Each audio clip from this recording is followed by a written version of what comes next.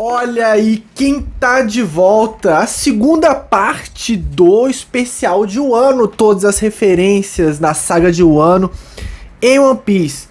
Depois da parte 1, que foi um sucesso, gostei muito da repercussão, poderia ter sido melhor? Poderia. Gostei bastante, vamos fazer a parte 2, porque quando eu estou gravando esse vídeo, a saga de Wano já está para acabar, falta um episódio para encerrar, de fato, a saga e a gente começar o novo arco de histórias de One Piece. Então, assim, a gente vai terminar todos esses especiais só depois, sacou? Já vai estar em outras sagas e tudo mais, mas é sempre bom fazer isso depois que já rolou, porque dá tempo de mastigar, de analisar direitinho e coisa do tipo. Eu sei que vocês gostaram muito, então se preparem, porque essa parte 2 vai ser intensa, vai ser grande, talvez seja maior do que a parte 1, hein? Será que vai bater o recorde de duração aqui do canal? Não sei, até porque tem muita coisa acontecendo, há muitos personagens e todos esses personagens são interligados de alguma forma culturalmente com algo japonês, sabe? Então assim, não vamos enrolar muito, como eu falo em todos os vídeos, mas a gente dá uma enrolada. Vamos para a segunda parte de todas as referências de Wano, ou quase todas. A gente terminou o capítulo 922 com o Kaido aparecendo na sua forma dracônica, né? O Seiryu imponente pra caralho, gigante, todo mundo assustado, caralho, que porra é essa? Que bicho é esse? E aí começa o 923 já com a história de capa, né? O Oda, todo o começo de capítulo do One Piece, o Oda põe uma artezinha, seja pedido de fãs, ou uma narrativa que ele cria dentro da história, que é canônico e tal. Já no começo a gente tem uma cena que tá o Ace, o Luffy e o Sabo, crianças, brigando com besouros num esporte que é comum até no Japão, né? Um esporte comum, que é o sumô de besouros, que né, o Japão tem essa cultura de... Não o Japão, mas parte dos países asiáticos tem uma cultura de pôr bicho pra brigar. Inclusive hoje em dia, se você procurar aí na internet, TikTok da vida, essas coisas, você encontra vídeos tipo de sapo comendo lacraia, de bicho brigando com o outro e tal. Aparentemente é um entretenimento que as pessoas gostam. Mas enfim, o que isso tem a ver com a cultura, a sociedade japonesa e coisa do tipo? Pois bem, existe um rolê no Japão de rivalidades entre besouros. Existe um besouro de uma espécie que eu não vou lembrar o nome, mas assim, tem os kabutos e um outro tipo. O kabuto é o besourinho que tem tipo um chifrinho assim, sabe o Heracross do Pokémon? Então, o Heracross é um exemplo de representação do besouro kabuto. E existe também o rival, a contrapartida desse besouro kabuto, que é um besouro que tem tipo assim uns chifres. Na própria imagem que eu vou estar deixando pra vocês verem, você consegue ver um kabuto com um chifre e um besourinho assim com os chifres assim, parecendo o Pinsir do Pokémon. Acho que ele é um exemplo muito bom. E aí fica, tá, Matheus, mas o que isso tem a ver? O Medabot tem isso, o Metabi é um exemplo do besourinho com o chifrinho assim no nariz, né? O Metabi é o Heracross e aquele inimigo do Metabi, que é aquele ninja que tem os chifrinhos assim, é a versão do Pinsir. Então existe representações, acho que o Kamen Rider tem representações de besouros assim, que tipo um tem um negocinho assim e outro tem um símbolozinho assim, que é a representação desses tipos de besouro. Aqui na cena tem um Atlas, tem um kabuto e as competições acontecem num cepo de madeira. Um cepo de madeira. Hoje eu vou ensinar uma brincadeira com palitos de fósforo feito num cepo de madeira. Que colocam esses besouros pra brigar. E é muito louco porque os besouros, ele tem uma força inimaginável. Há cenas assim que um besouro mais fraco assim, ele dá um negocinho assim que o inseto voa longe, cara. Voa longe.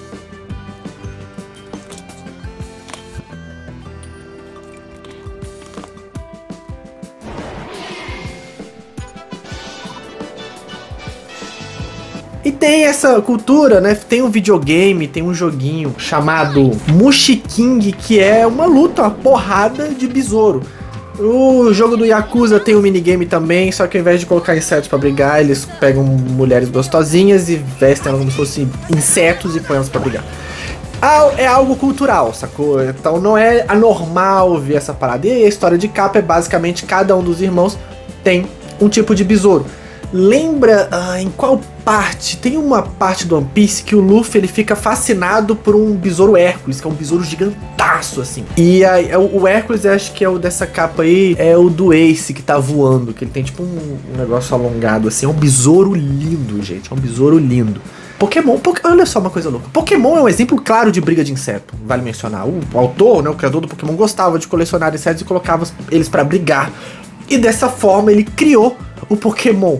Mas enfim, porra, olha a volta. Nessa cena a gente tem 3 tipos de besouro. A gente tem um Atlas, a gente tem um Miyama e a gente tem um chamado Hércules, né? O Hércules é o mais grandão, o mais imponente e coisa do tipo, né? Tanto que é o que o Luffy mais gosta. Então temos 3 tipos de besouros aí brigando, né? É muito é muito doido isso.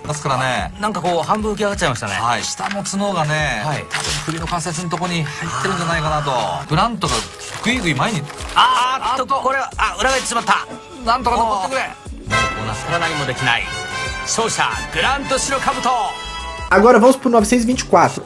Lembra na primeira parte? Pra quem não viu a primeira parte, eu sugiro vocês irem lá ver. Eu explico que o Teatro Kabuki é dividido basicamente em 3 partes, né? O Jo-Ha-Kyu. O nome desse capítulo é justamente Ha, que é o momento do intervalo. É claro, eu podia ter terminado a parte 1 com o Ha pra dar o gapzinho até vir a parte 2. Mas o Kaido imponente é tão mais foda que eu gostei de dar esse ganchinho aí, não apresentar o Ha logo na parte intervalar de fato, e sim nessa parte 2. Porque o capítulo, o 923, acaba de uma forma muito cabulosa, porque o Kaido dá uma porrada no Luffy e derrota ele com um ataque, mano. E manda ele pra prisão.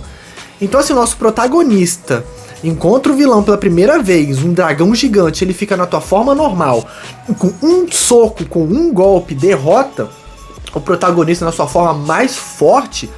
Puta que pariu, o que vai acontecer? E aí no final do capítulo joga o Luffy assim na prisão e foda-se, sacou?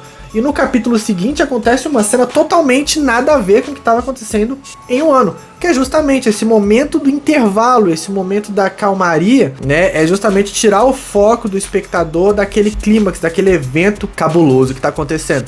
Então aqui o Oda brinca com essa questão do Jo-Ha-Kyu, já com o Ha sendo o intervalo. Tu tá lá no ápice, caralho, o que vai acontecer com o Luffy? Você vira o capítulo, tá o Barba Negra em Hatinosso, aí você fica, ué, o que rolou, caralho? O que rolou? E aí, já no final do capítulo, as cortinas se abrem novamente, como eu expliquei na parte 1, né, sobre as cortinas do Kabuki, e a aventura continua. Nesse capítulo 924 também a gente é apresentado, já foi mostrado várias vezes antes no mangá, mas em Wano dá um gostinho especial, que é uma máscara para ocultar a identidade dos gatunos, que é o Rokamuri. O Rokamuri é muito usado em piadas, em gags, né, sobre esse rolê. Alguém quer entrar despercebido em algum ambiente e plau, como que eu vou ocultar minha identidade? A gente põe uma bandana, uma máscara, a gente tampa, faz um negócio bizarro assim, que sobe no nariz e fica o olho aparecendo, e vai. É muito usado em questão de piadas, porque aparentemente não oculta tanto essa identidade da galera, sabe? Tipo, tu olha assim e fala, porra, eu sei quem é você, sacou? Então, mas eles usam isso com um tom de humor, com um tom de gag, piada e coisa do tipo, que dá também uma tensão, não é uma tensão, mas dá uma carga mais leve e engraçadinha ali pro que tá acontecendo, porque é tão absurda a parada que você fica assim, sério, mano?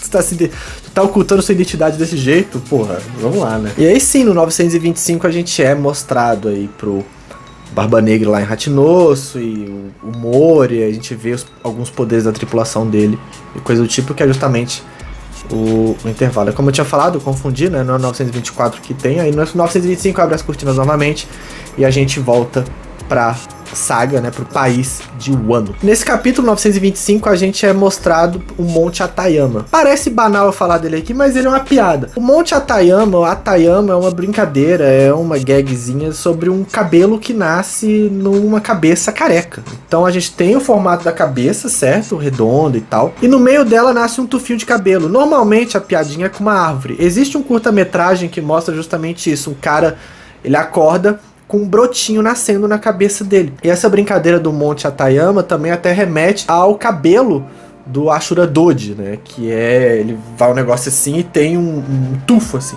né? Então, tipo, como se fosse uma árvore. Que remete à cabeça dele com o Monte Atayama, que é onde ele vive. Que é uma montanha careca, mas que no meio dela tem uma árvore, tem apenas uma planta assim em cima e tal. Inclusive sugiro verem o curta-metragem, é um curta-metragem muito legal, é animado assim, com um estilo de desenho bem bacana, que recomendo demais, assim, não é nada de outro mundo, mas é legal ver a técnica e coisa do tipo. No capítulo 926, bem assim, como que eu posso dizer? Aquelas pessoas, figurantes. Há um cara que tem uma aparência de Daruma. O Daruma é uma espécie de amuleto japonês que traz boa sorte. E ele funciona da seguinte forma. O Daruma cru, vamos dizer assim, né? Ele tem os olhinhos todos brancos, né? E o objetivo do Daruma é você fazer um pedido e pintar um olhinho dele de preto. E faz o pedido, obviamente. E quando você realizar o desejo, você pinta o outro olhinho dele de preto e aí ele fica uma figura normal, com os olhinhos pintados, ele consegue enxergar agora. O Daruma, ele tem um Pokémon que é inspirado no Daruma, né, e tal. Acho que é o Darumaka, sei lá. Mas enfim, o Daruma, ele é um objeto de boa sorte. Tem um mangá chamado Kami-sama no Yutori, que é feito pelo mesmo autor que faz o Jagan, Muneyuki Kaneshiro, se eu não me engano, que tem uma parte que vem um Daruma e ele começa a matar os alunos na escola, assim, de uma forma bem escrota possível, né? Ele vira e... é tipo Batatinha Quente 1, 2, 3, assim. Ele vira e as pessoas têm que apertar um botão nas costas dele, mas se ele virar e ver que você tá se mexendo, sua cabeça explode. É baseado no Daruma, é tipo a subversão do amuleto positivo e coisa do tipo que o Daruma representa. Bem, chegamos no capítulo 926 e a gente entra num assunto um pouco delicado, mas que é muito tradicional e muito recorrente nas representações artísticas japonesas, principalmente do período Edo, que se trata da prostituição. Os japoneses lidam com a prostituição de uma forma totalmente diferente do que nós ocidentais lidamos lá. Não dá nem pra chamar como prostituta, porque geralmente nessa questão aqui de Edo, do One Piece e tudo mais, não envolve necessariamente a relação sexual. As mulheres, eu vou usar o termo cortesã, elas estão lá para entreter o seu cliente. Não é para transar com eles, nem nada do tipo. Até porque a gente tem uma organização de geishas, que é um tipo, tem a Kamuro, que é outro tipo, tem a Oiran, que é a maior de todas. Cada uma ela tem sua funcionalidade dentro da estrutura do entretenimento. Como que eu posso explicar? Lascivo, mas não tem sexo, mas enfim, tem ali um desejo, uma serventia, no desejo servil do teu cliente, no caso, né? A Kamuro geralmente eram meninas, né, menores de idade, que trabalhavam em bordéis, sendo a assistente, sendo a copilota, podemos dizer assim, que era o braço direito, assim, podemos dizer, da Oiran. Aqui a gente tem a Otoko, que é a Kamuro, que serve diretamente a Kamurasaki, se eu não me engano esse é o nome dela, que é a cortesã principal de Wano, a mais bonita de todas. E a Kamuro era designado para meninas jovens. Volta e meia, os pais que não tinham dinheiro para arcar com o filho, principalmente com a filha, né, porque tem a questão do machismo também, é algo muito forte, eles vendiam suas filhas para bordéis, para pessoas influentes e coisas do tipo, que mandava ela pros prostíbulos. Até porque para você ser uma Oiran, para você ser uma cortesã de elite, você primeiro, antes de tudo, você tinha que ser estudada. Você tinha que saber ler, declamar poesias, tocar instrumentos musicais. Era algo muito culto, era algo muito importante. Era tipo um dos grandes níveis educacionais, assim. Estamos falando de cortesãos principais. Tinha assim, tem tipos e tipos, mas tinha assim aquelas que eram mais baratas, que não era justamente pro entretenimento e sim pro sexo. Mas aqui, para essa estrutura que a gente tá vendo no One Piece, que tem relação direta com a nobreza, com pessoas ricas, a prostituta, a cortesã principal, tem que ser letrada, tem que saber fazer haikais, tem que tocar instrumentos, porque ela é basicamente uma ferramenta de entretenimento. O cara chega lá, paga e fala, porra, me entretenha, beba comigo, converse comigo, e a gente vai assuntando, Então a Kamuro, ela vai aprendendo de certa forma, até porque a Kamuro, ela pode vir a se tornar uma Oiran mais pra frente, né? Não sei como funciona a estrutura, o rolê pra ela se tornar, ou ela vir a subir de cargo, né?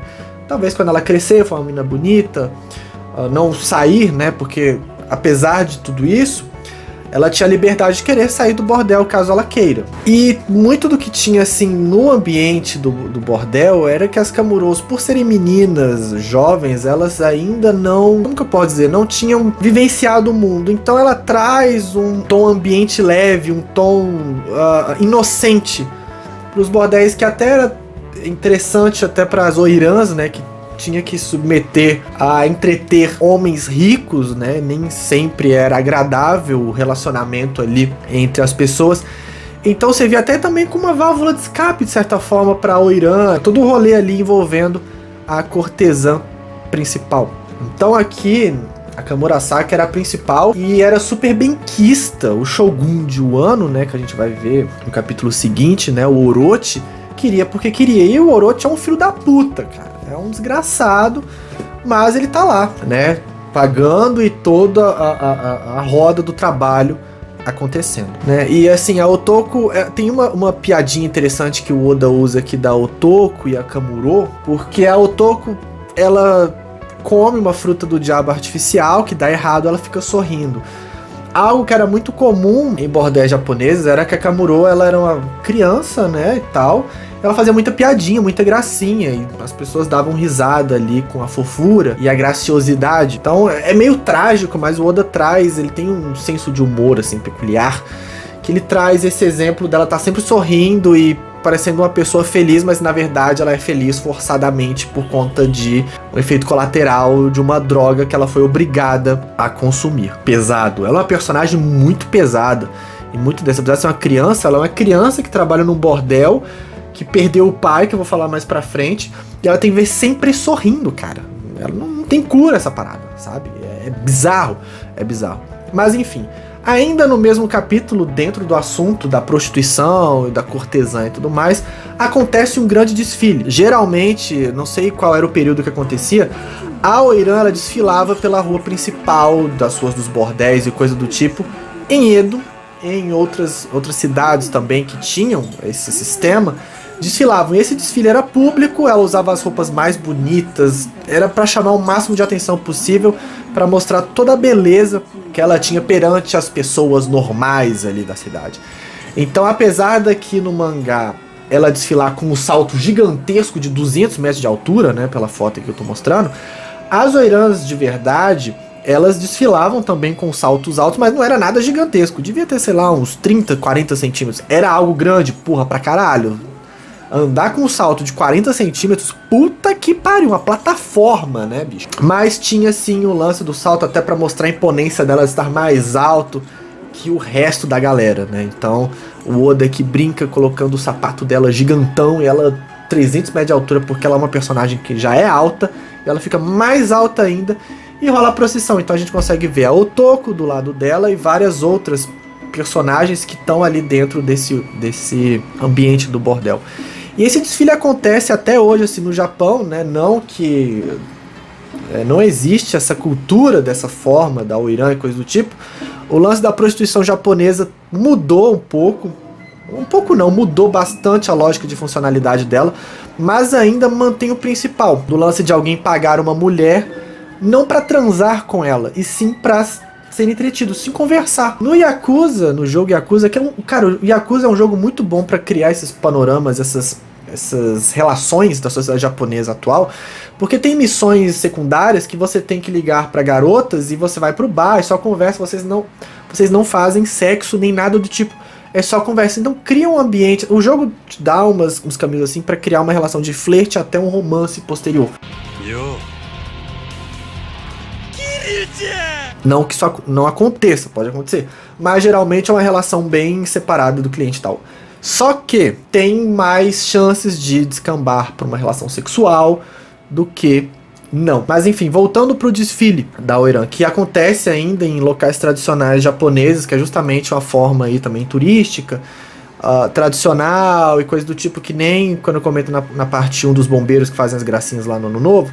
Então, é meio que pra retomar essas tradições e coisa do tipo. Essa passeata, esse desfile, né, o Oirã Uchu, acontece no capítulo 928, quando a gente já também tem o vislumbre ali, nem que seja uma silhueta do Orochi, que, né, que curiosamente ele comeu a fruta do Yamata no Orochi, que é um ser folclórico japonês que eu vou falar dele agora. O Shogun de Wano, o Orochi, comeu a fruta do Yamata no Orochi. O Yamata no Orochi, assim, trocando em miúdos de uma forma bem banal, é o equivalente à Hidra da mitologia grega. Só que o Yamata no Orochi, as cabeças não crescem ao ser cortadas, mas o Yamata no Orochi tem 8 vidas, né?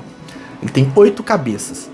Então, para você matar a criatura de fato, você deve cortar as 8 cabeças da criatura. Elas não crescem de novo. Mas, enfim, é similar aí pelo aspecto dracônico, de réptil, coisa do tipo. E na lenda japonesa, né, o Orochi ele pediu um sacrifício anual de virgens. Já pode criar relações com o Orochi de One Piece, com o Yamata no Orochi do folclore, da mitologia shintoísta, japonesa, o que quer que seja, porque o Orochi é desse tipo de gente, quer beber, ele é mundano, né, ele gosta aí da putaria, bebida, mulher bonita, festa e coisa do tipo, né? Cara, é o Shogun, tem influência, vamos curtir. Mas a lenda do Yamata no Orochi, né, ele pede anualmente sacrifícios de virgens em uma vila. Chega o momento que a vila não tem mais mulheres jovens, só tem apenas uma menina. E ele vai e fala, então me dá essa menina. Só que essa menina, ela grita, né? Quando o Orochi pega ela, ela grita. E um cara ouve os lamentos, o pedido de socorro dela, corre até a vila e pergunta pro pai dela assim, se eu salvar tua filha, eu posso me casar com ela? E aí o pai fala, beleza, se tu salvar ela, tu casa com ela. E aí, né, topa tudo por buceta, vai lá, mata o Orochi e salva a menina. Mas como o Orochi surgiu? Aí que vem a explicação dentro da mitologia shintoísta. Eu vou explicar quem era esse cara também. Quem já jogou o jogo Okami vai saber. Mas vamos lá. Temos aí na criação do mundo várias coisas acontecendo, aquela origem das mitologias aí, é tudo meio parecido. Temos Izanagi, primeiros deuses aí da mitologia, e Izanami, sua esposa. Eles começam a brigar por conta dos filhos, né? E por conta dessa briga, várias criaturas do mal começam a surgir e atazanar o mundo, bicho. Então esses Onis, essas criaturas aí negativas da mitologia japonesa, surgem por conta dessa briga. E aí, essas criaturas, eles começam a se alimentar do sangue das divindades. Elas estão tretando numa porrada sinistríssima e só estão bebendo ali o sanguinho, comendo e coisa do tipo.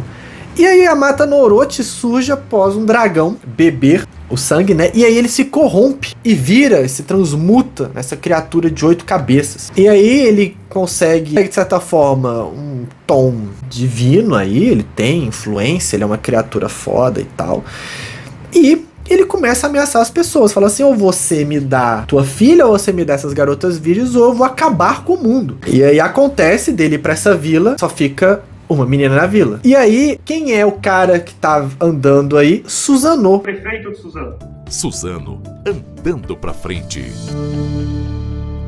Susanoo é filho de Izanagi, que veio do nariz dele. Pra quem jogou Okami, a gente tem Okami, que é Amaterasu. Amaterasu é a divindade principal aí desse rolê. Izanami, Izanagi, tem tudo de Amaterasu, coisa do tipo. E a gente controla no jogo Amaterasu e a gente conhece um cara chamado Susanoo.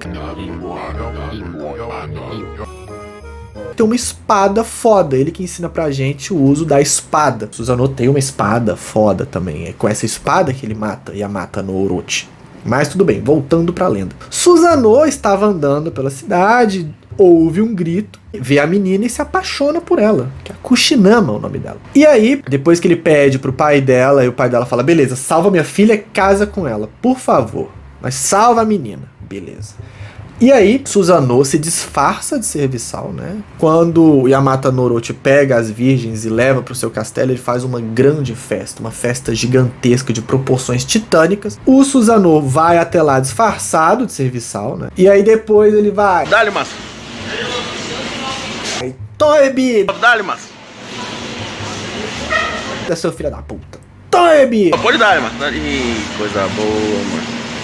Esse aqui. Daí mete pinga pra dentro do Orochi. O Orochi fica embriagado e o Susanoo, no melhor estilo Equipe Rocket, tira o disfarce e fala assim, meu irmão, eu vou acabar com tua raça. E o Yamata no Orochi fala, tu vai, então vem, cai pra dentro. E aí, Susanoo com sua espada começa a cortar cada uma das cabeças de Yamata no Orochi. Em um momento, ele dá um golpe na barriga do Yamata no Orochi, da barriga dele cai uma joia, chamada Joia da Vida, ou Magatama. E aí vai cortando cabeça, e da última cabeça, quando ele vai desferir o golpe final, no momento que a espada encosta no pescoço, vai começando a cortar a última cabeça de Yamata no Orochi, chora. E essa lágrima vira um espelho. E aí, depois que a criatura está morta, sobra a espada que ele matou, o Orochi, e Susanoo presenteia sua irmã Materaço com essa espada. E falando aqui pra vocês conseguem remeter a algum outro mangá que tem esses três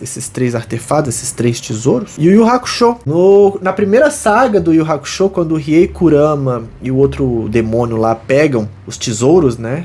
É uma espada, é um espelho e é uma joia. Inclusive, esses 3 objetos são considerados tesouros nacionais do Japão.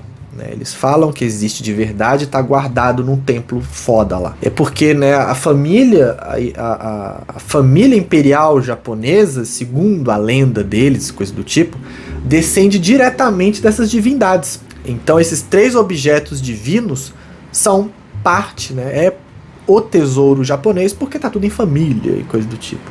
Aí, né, vem a Segunda Guerra, o Hirohito, né, toma no cu, desce do pedestal e tira todo o peso divino do imperador e coisa. Já tinha, tava bem, mas a galera tava meio cagando, né? Mas de certa forma, culturalmente falando, esses 3 objetos que os personagens do Yu Yu Hakusho roubam, vêm dessa lenda aí do Susanoo, da namoradinha dele e do Yamata no Orochi. Inclusive, o último chefão do jogo do Okami é justamente Yamata no Orochi, se eu não me engano. Eu não consegui zerar esse jogo, mas amo ele de paixão. Então, pegando essa lenda aí, comparando com o personagem, né, o Orochi, a gente vê que tem muita relação dele ser aí todo da putaria, da libertinagem, com a criatura folclórica, mitológica. No capítulo 928 a gente vê a moeda de Wano, e a moeda de Wano é diferente do Beri. Eles não aceitam Beri, eles são tão fechados, obviamente, que eles têm sua moeda própria. E a moeda que eles usam aqui é basicamente a moeda que o Japão usava na época medieval, essas medalhinhas douradas e coisa do tipo. Então, é igual a que o Japão usava. Não sei a conversão, não me perguntem, né? E o nome dessa moeda que eles usavam na época era o Koban. Eu queimei muita largada.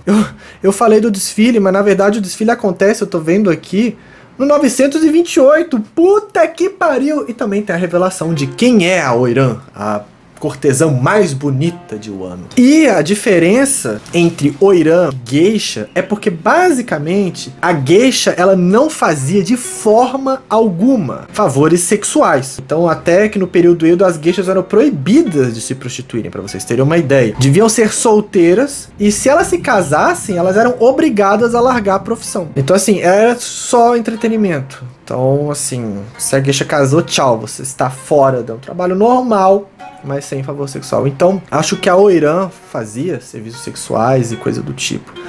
Mas, como é aquilo que eu expliquei, todo aquele processo de conversação, arte, literatura e tal, a mulher tinha que passar por isso para virar uma Oiran. E para diferenciar uma geisha de uma Oiran, a gente tinha que perceber os sapatos, que eram bem maiores, e o laço. O laço da Oiran era atado à frente do corpo delas. E era muito mais chamativa, ela tinha uma roupa, uma estrutura, uma organização assim, bem mais chamativa do que a da geisha. E aí é nesse capítulo que tem o Oiran Dochu e coisa do tipo, que eu choquei minha largada, então não vou voltar nisso. E sigamos. Capítulo 931. Somos apresentados à força policial do Shogun, a força militar, os braços direitos do Shogun de Wano, os Oniwa Banshu. E os Oniwa Banshu, todos eles são... Vou ter que dar o nome de todo mundo aqui. Todos eles têm ligação com seres folclóricos japoneses. Então vamos por parte. Temos o líder deles. Fukurokujo é, dentro do folclore, né, um dos 7 deuses da boa sorte. Ele representa como um velho magro de uma testa gigantesca. Mas o Fukurokujo aqui, tanto do One Piece quanto do folclore, mantém essa estrutura, mantém essa aparência de uma cabeça mais alongada. A do Fukurokujo aqui é um exagero. Mas o Fukurokujo da lenda também não fica muito longe disso não, tá? Vale mencionar isso. E as orelhas são bem largas também, assim como no mangá. Então o Oda aqui homenageia o Fukurokujo com um personagem chamado Fukurokujo, que é basicamente a mesma coisa do Fukurokujo. Só que ele não é um deus da boa sorte nem nada, ele é tipo um cara que tá ali servindo a um shogun escroto, ditatorial e filha da puta, basicamente. Beleza, falamos dos líderes, agora vamos destrinchar aqui a árvore organizacional do crime. Daikoku. O Daikoku é baseado no Daikokuten, que também é um dos 7 deuses da sorte. E ele é sempre caracterizado como um homem risonho e de orelhas grandes. Tem essa questão aí da orelha grande. Raijin. Raijin, pra quem viu Yu-Gi-Oh! Lembra do Raijin, Fujin, Suijin? São os deuses. O Raijin é o do raio, o Fujin é o do vento, o Suijin é da água e por aí vai. O Raijin aqui é basicamente o deus do trovão. E repara que nas costas desse personagem a gente tem uma estrutura que lembra muito a estrutura que tem nas costas do Enel. O Enel é o deus, o raio lá, é uma divindade em Skypiea, e ele é muito inspirado no Raijin real. Inclusive eu acho que ele tem um ataque que é Raijin ou algo do tipo, sabe? Então esse tambor, esses negócios aqui nas costas dele, o Raijin da mitologia também tem. Então tem essa relação aí de trovões e coisa do tipo. Falei do Fujin e olha ele aqui. Temos o Fujin no One Piece, que é inspirado no deus dos ventos, o Hujin. E nas costas dele há uma espécie de fita de nuvem que é bem similar quando o Luffy entra no Snake Man, quando o Luffy entra no Gear 4, que forma uma faixa de nuvem aqui. Há um motivo, há uma explicação. Existe algo, isso aqui tem um nome, tá ligado à mitologia japonesa, mas a gente só vai falar dela na parte 3, quando vier o Gear 5, que ali é escancarado a parada. Mas calma, aguardem a parte 3. Ele tá em pé sobre um Namazu, que é na lenda, né, esse é um peixe que ele prevê terremotos, né, o bigodinho dele, tipo assim, mexe e treme. Inclusive no Dragon Ball GT, se eu não me engano, tem um dragão aí que ele tem esse poderzinho. O bigodinho dele vai mexendo assim, causa terremotos. É isso. Hujin está sobre um bicho que prevê terremotos. Temos o Hanzo, e eu acho que, né, provavelmente é uma homenagem ao Hanzo Hattori, o Hattori Hanzo, que inclusive é parente do Tezuka Osamu, Hattori Hanzo. Sim, ele mesmo. O próprio Hattori Hanzo, não o cara do Kill Bill, tá? Mas o verdadeiro, o samurai verdadeiro. Ele é parente do Tezuka Osamu. Olha que loucura. Mas enfim. E o Hattori Hanzo ele foi importante aí pra fazer o shogunato, né, do período Tokugawa. Shogunato de Tokugawa. Chome. Chome vem provavelmente do nome de uma ninja, né, de uma kunoichi famosa. Chome Mochizuki, que serviu ao clã Takeda. E ela olha que mais legal, ela era uma ninja, ela era uma kunoichi, poeta e fazia parte da nobreza, mano. A bicha era tudo, ela fazia de tudo. E aí ela era líder e fazia trabalhos de espionagem com um grupo de ninjas mulheres, né, de kunoichis. E ninguém sabe como ela morreu. Ela, tipo, registrava tudo que ela fazia num caderninho. Um belo dia ela parou de registrar isso e sumiu. O que aconteceu? O que aconteceu com Tiomi? Onde está Tiomi? Tipo aquela lenda portuguesa, né, do São Sebastião, que um dia ele vai voltar. Um dia Tiomi voltará. E aí ela morre, marcado a data da morte dela de 1573, inclusive diziam que ela tinha mais de 200 agentes que trabalhavam junto com ela. A bicha era foda. Jigoku Benten. Jigoku Benten vem da deusa das artes, Benzaiten, com Jigoku, que é inferno. Misturinha aí de um personagem extremamente whatever. Bishamon, é um Digimon? Talvez. Vem de Bishamoten, que também é um dos deuses, 7 deuses da boa sorte. Ou também um dos 4 reis celestiais do budismo. E os deuses do budismo tem o Jikokuten, o Zochoten, Komokuten e Tamonten. Cada um é, sei lá, o deus do norte, sul, leste, oeste. Coisa do tipo. Não vamos entrar muito nesse mérito, porque esse assunto para outra ocasião de budismo, coisa que eu não tenho know-how. Voltemos ao One Piece e ao Oniwa Banshu, Fukurokujo, a tropa paramilitar de Orochi. Temos aqui o Yazaemon, que vem de Yazaemon Kido, que foi um famosíssimo ninja do século XVI, que tentou matar Oda Nobunaga. Nobunaga, para quem jogou Onimusha 2, o 2 tinha o Nobunaga. deve saber do Nobunaga. Não que foi o mesmo Oda Nobunaga, o Nobunaga Oda, mas ele tentou matar o Oda Nobunaga e se fudeu. O Yazaemon apanha igual um desgraçado. E ele tinha algo diferente, que ele gostava de usar armas de fogo. Ele também tenta matar o Oda Nobunaga com arma de fogo, dá merda e 7 companheiros dele morrem, vira uma palhaçada, um inferno vivo, um pandemônio do caralho. Temos o Kazekage. De onde vem Kazekage? Pode ser qualquer título aí. Kazekage do Naruto. É basicamente a sombra do vento. É ninja, vai no silêncio. A sombra do vento. O vento faz sombra? Não, por isso. Ele é um ninja silencioso, o cara é cabuloso. E temos o Sarutobi. O Sarutobi vem de uma lenda aí de um samurai famoso, né? O Sarutobi Sasuke foi um ninja aí fictício do folclore japonês muito celebrado. Vários Sasukes que a gente vê por aí vem dessa lenda do Sarutobi Sasuke. Inclusive no Naruto tem o Sarutobi Asuma e o Sasuke, né? Que é aí 2 personagens que vêm do nome do Sarutobi Sasuke. Ô, coisa boa, terminamos aí os Oniwa Banshu. Gente, é muita gente, né, velho? Porra. Não, imagina se eu focasse em cada um bem pormenorizado. Não precisa. Mas qualquer coisa pesquisem aí, que tá lá tudo bonitinho. Principalmente os deuses da fortuna, que são bem interessantes, né? Os deuses da boa sorte também. Capítulo 932. Nada muito que acontece, descobre aí que tá rolando essa treta, encontra a Robin bisbilhotando documentos aí no Orochi, e ela foge com uma máscarazinha assim, bem num quadro bem sutil, uma máscarazinha na cabeça. Essa máscarazinha tem um significado, existe e serve pra algo. Essa máscara é muito utilizada no teatro e dentre essa máscara existem mais 2 que faz parte do rolê. Essa máscara que a Robin tá usando é a máscara feminina, né, da Okane. Existe a máscara de raposa, da Kitsune, e existe a máscara masculina do Ryotoko.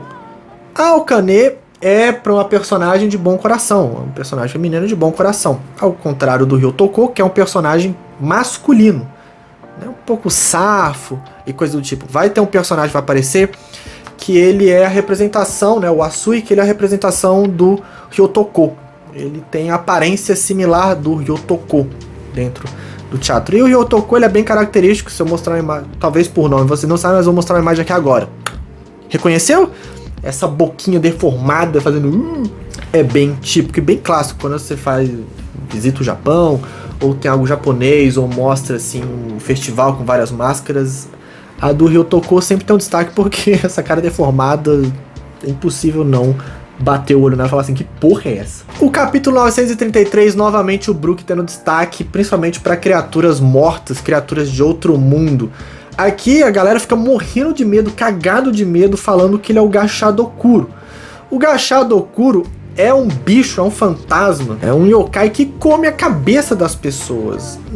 Na primeira parte eu tinha mostrado que umas artes aí do Tagawa Kunioshi, e dentre elas eu coloco um esqueleto gigante atacando umas pessoas. Então, esse esqueleto gigante é esse yokai, o Gashadokuro, né? Então, se você quiser ver a imagem, vai lá no vídeo 1, eu vou colocar bem rapidinho aqui.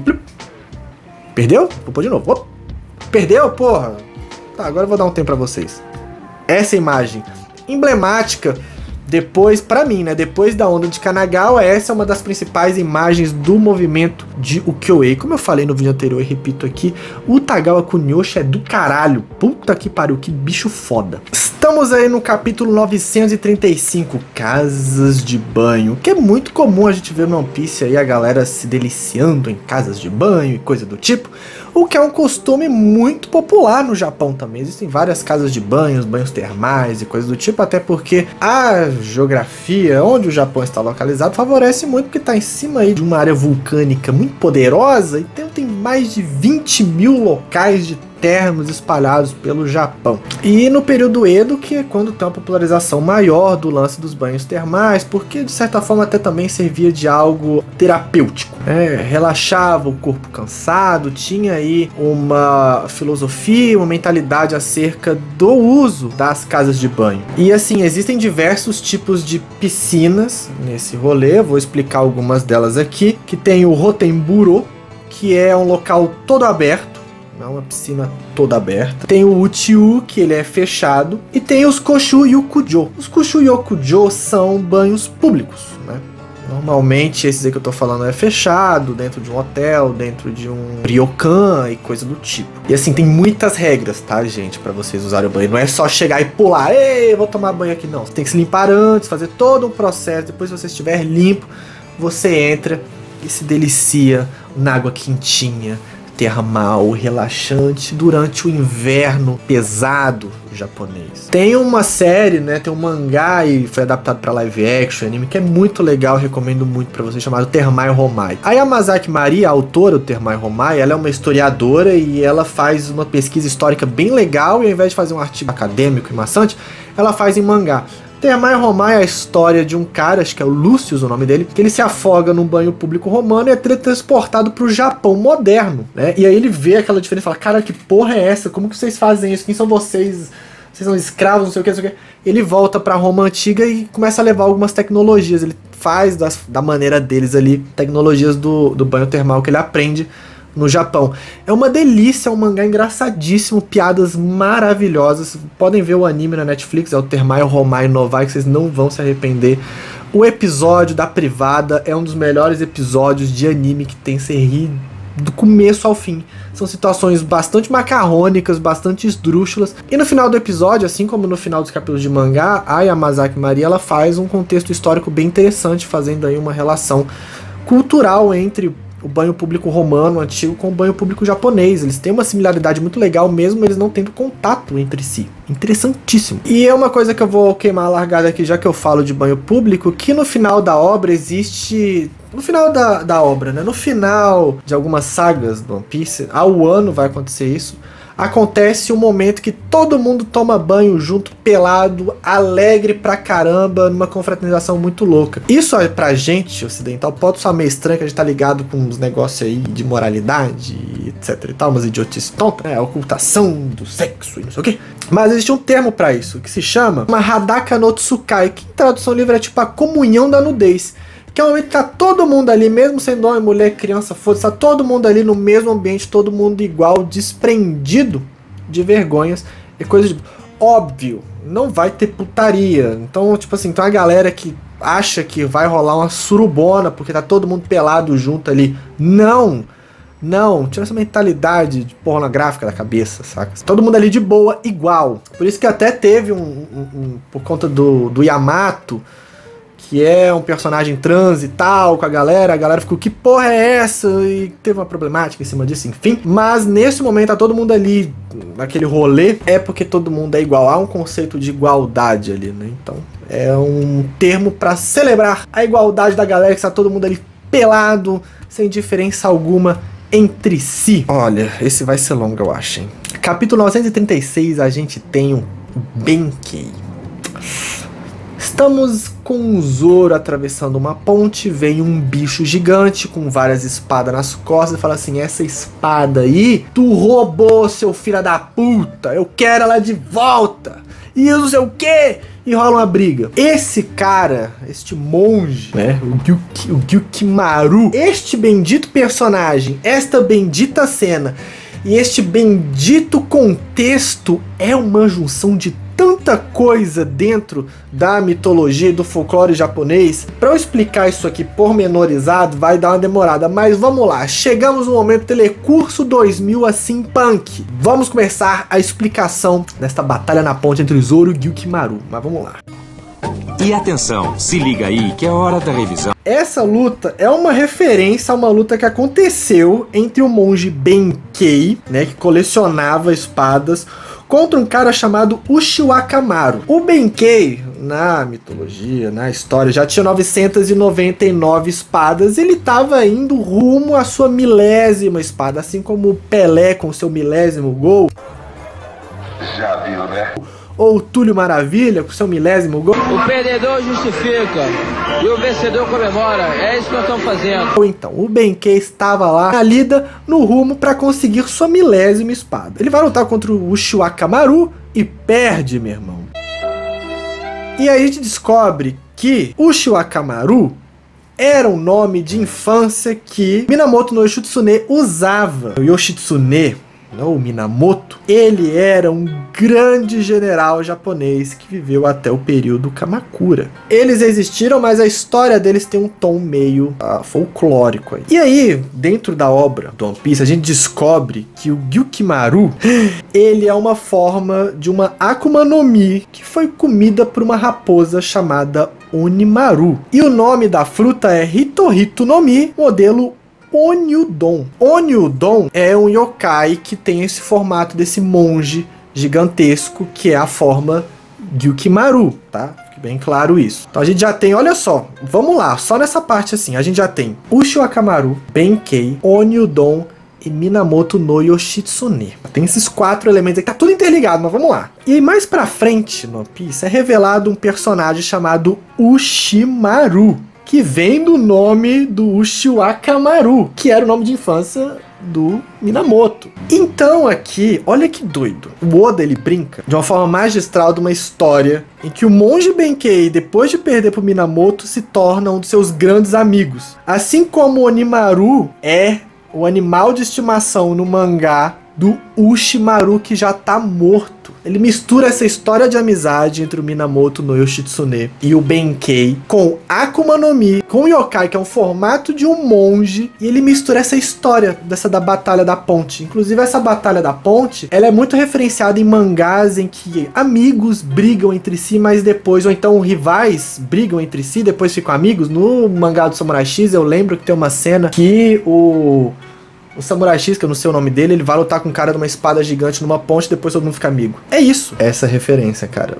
Doido, né? Doido pra caralho. Capítulo 939, temos o Kappa. O Kappa é uma criatura, é um yokai do folclore japonês muito maluco, porque ele é muito cuzão, velho. É muito escroto. O Kappa é uma figura meio humanoide, pequenininha, casca de tartaruga, uma careca aqui, assim. E nessa careca tem água, tem um óleozinho, tem um líquido. O Kappa, ele é um bicho que ataca criança, ataca todo mundo. E algo peculiar do Kappa é o fato dele arrancar a alma das pessoas pelo ânus. Sim, ele vai pegar a sua alma. Se você estiver no Japão e se deparar com Kappa, cuidado, ele vai te matar. Mas calma, há formas de evitar que ele puxe tua alma pelo teu cu. Tem formas, são formas até ok. Você pode dar um pepino pra ele. Pepino! Pepino! Pepino de novo! Ele gosta muito de pepino. Agora vou ver! Pepino, let's go! Pepino, get a move! Pepino, let's go! Pepino, get a move! Pepino, let's go! Pepino, get a move! Pepino, let's go! Mas isso não vai garantir que ele vai deixar você vivo, tá bom? Ele pode se alimentar e falar, nossa, obrigado pela comida, vou pegar tua alma pelo teu cu. Mas existe uma forma. Os japoneses são muito educados. E a cultura japonesa passa até para as criaturas folclóricas, passa até para os demônios e para os yokais. Claro, claro que passa. Educação, é um país de primeiro mundo, todo mundo educado e tal. E os japoneses, eles arqueiam, né? Eles fazem aqueles negócios assim. Né? Ótimo. E aí, se você faz um rolê assim pro Kappa, ele vai fazer também porque ele é muito educado.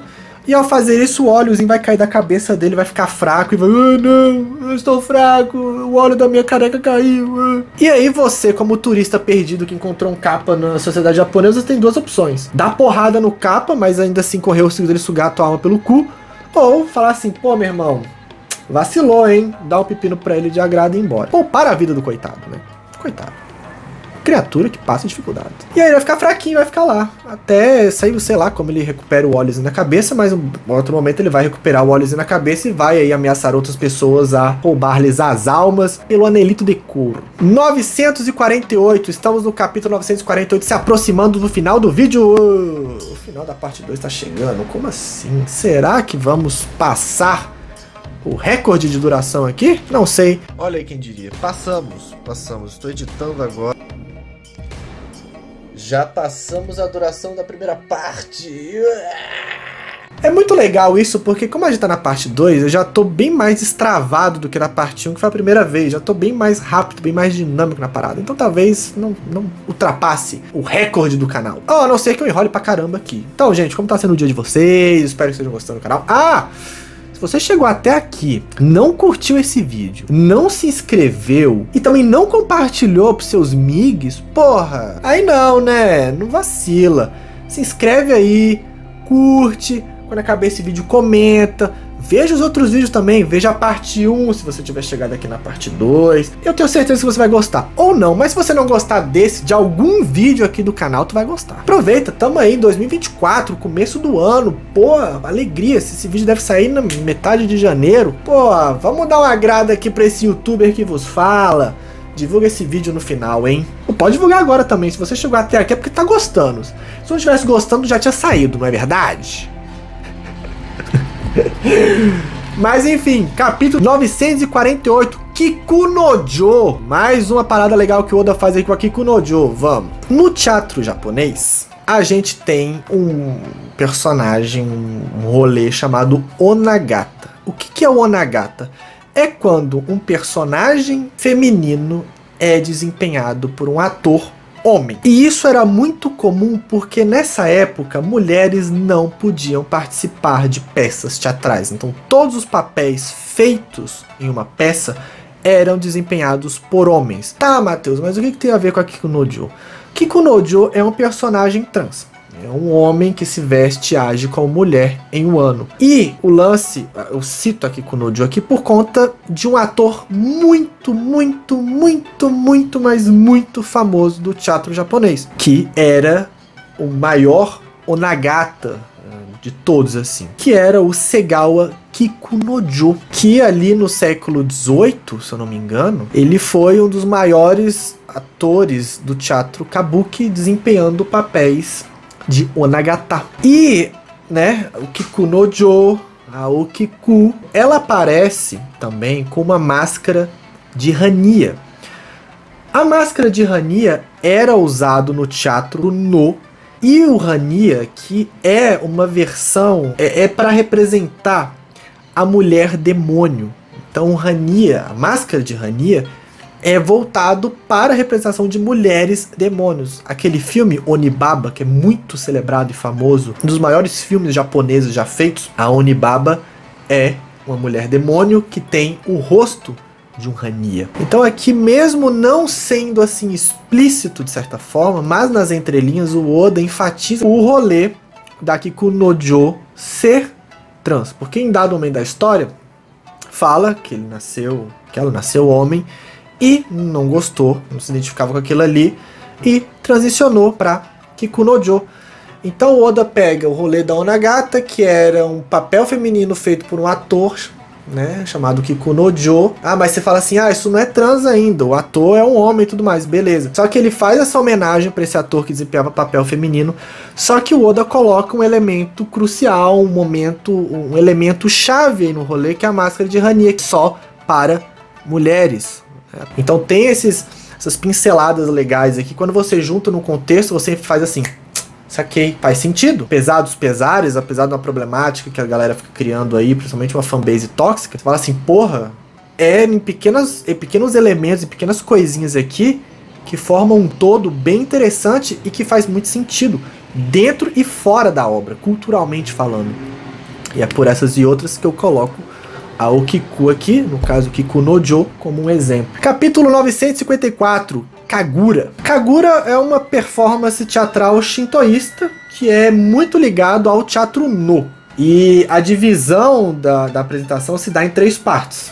Que vem primeiro a recepção da divindade, né, que vem toda a procissão, né, e tudo mais. Depois vem o entretenimento, é quando tem a festa, o festejo, de certa forma. E depois é a despedida, onde eles levam algum objeto sagrado de volta ao seu local de proteção. Então é retirado esse objeto, faz uma procissão, faz um festejo acerca desse objeto e depois ele é mandado de volta. Aqui em One Piece, apesar de não ser ligado tão assim no shintoísmo, é o nome que a da festa que o Queen dá, né? Então essa festa que ele tá fazendo, essa balada, esse funk aí que ele tá fazendo, ele chama de Kagura, que de certa forma dentro da estrutura, dentro da organização da apresentação da Kagura, tem a parte do entretenimento. Claro que não vai ser um entretenimento igual o Queen fazendo aqui em One Piece, obviamente. Mas tem aí essas piadinhas e essas relações, assim, né, do rolê. Principalmente porque se trata de uma festa banquete em Onigashima, que é a Ilha do Diabo, a Ilha do Demônio, que Na parte 3 a gente vai desdobrar aí sobre o que significa Onigashima e as coisas que tem aí em Onigashima, que está relacionado com o folclore, com a cultura japonesa e tudo mais. Não perca a parte 3. E chegamos no último capítulo do vídeo. Ah, não, fala mais. Eu queria falar mais, mas vamos deixar pra parte 3 aí, que vai ter coisa. Eu acho que vai ficar em 3 partes. Talvez vire 4, mas eu acho que não. Pela minha separação aqui, vai dar certinho parte 3. 955, por que o capítulo 955? Porque acontece novamente um momento aí de transição, um momento de pausa, de ruptura, de intervalo. Novamente as cortinas da peça se fecha, porque, né, toda a parte do Ra começa no 925 com o capítulo Ra e vai acabar aqui no 955 para encerrar esse ato de Wano, esse segundo ato de Wano, para mostrar coisas que vão acontecer em paralelo ao mesmo tempo que acontece a saga de Wano, que é a Reverie, né, o encontro das nações em Marigeose e tudo mais. Então é um momento aí de respiro, que acontece muita coisa intensa e insana lá, mas é um momento de respiro aí dentre os eventos que vão acontecer dentro da obra, dentro de Onigashima, e o pau vai comer pra caralho. Então aguarde que o pau vai comer, e começou a chover aqui. Bem, então é isso. Se tiver gostado, mete o like, espero que tenham gostado, comentem, é gostoso. O feedback que a galera deu na parte 1 foi bem legal, espero que aqui tenha também. Divulgue pra quem você conhece. E, gente, se prepare que a parte 3 vai ter muita coisa. Eu vou explicar uma parada que já deve ter explicado aí, mas eu vou deixar pormenorizado. Que é a estrutura dos nomes dos mandados do Kaido serem nomes de cartas, jogos de cartas. É muito louco o que o Oda faz. É muito louco. E vem desde Punk Hazard. São muitos capítulos ele vem trabalhando até formar o todo da tropa do Kaido. Então é isso. Espero que tenham gostado. Quem tiver sugestão aí de possíveis referências do capítulo 956 em diante, por favor, comenta. Vai que eu não coloquei na minha lista. Eu fiz uma lista bem grande, então tem muita coisa, mas vai que eu deixei passar alguma coisa. Essa troca é muito benéfica, beleza? Então é isso.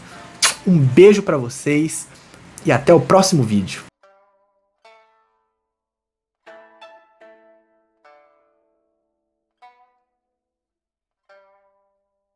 Tem que acelerar pra fechar a janela, senão vai molhar tudo.